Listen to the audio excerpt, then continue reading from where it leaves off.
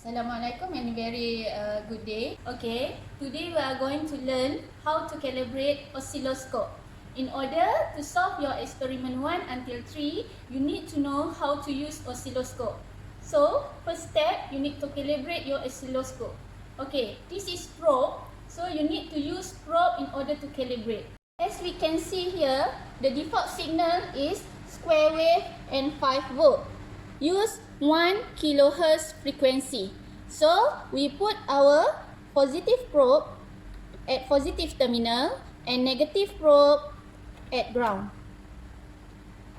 Next, we change our type and source. For source, change to get channel 1 and channel 2. Now, we only use channel 1.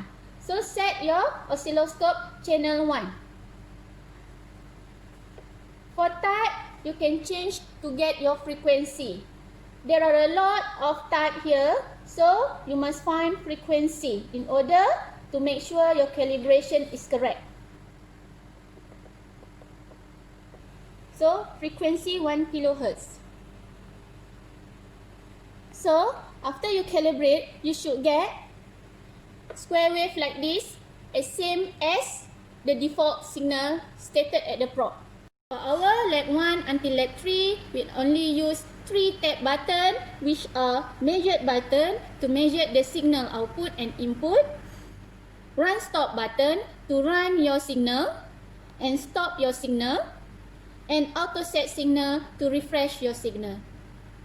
In order to obtain good calibration, we can adjust at channel 1 knob here, voltage per division. Okay.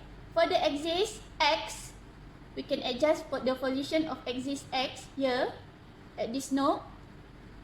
This one to adjust the position left and right. This knob is function to adjust the second per division.